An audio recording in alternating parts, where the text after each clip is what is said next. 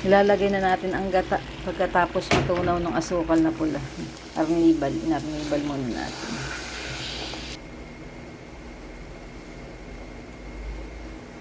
Masarap ang lasa nun pag may kalamansi. Balat pala siya ng kalamansi. Nagkukorta na yung gata. Gumigilid na siya. Ilalagay na natin yung oatmeal.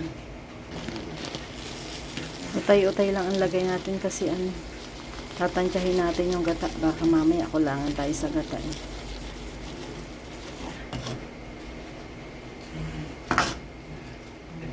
Dadagdagan pa natin. Medyo pa ito. Takpan muna natin sandali.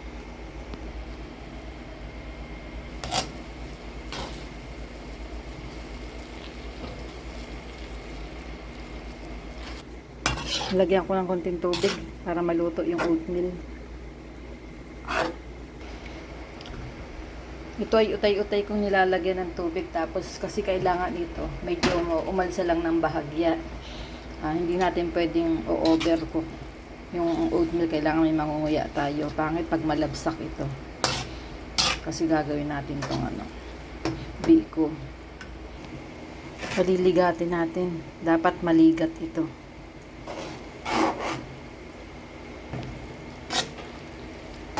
Hindi pa siya maligat.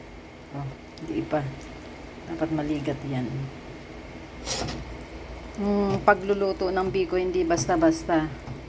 Pag nakating kayo ng biko na hindi makunat o maligat, ibig sabihin kulang pa sa halo yun. Kasi masarap sa biko, maligat siya.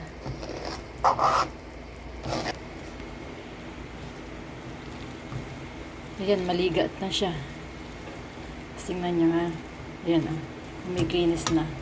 Ibig sabihin nagmamantika na yan. Napapakinis na siya Ayan, luto na siya.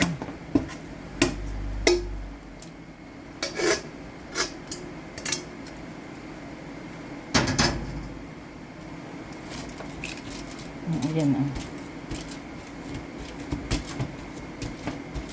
masyadong malaki yung aking lagayan. Biko na tayo.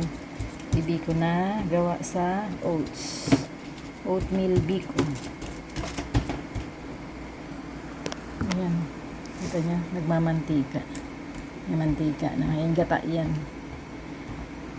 Papalamigin natin. Tapos gagayatin na natin.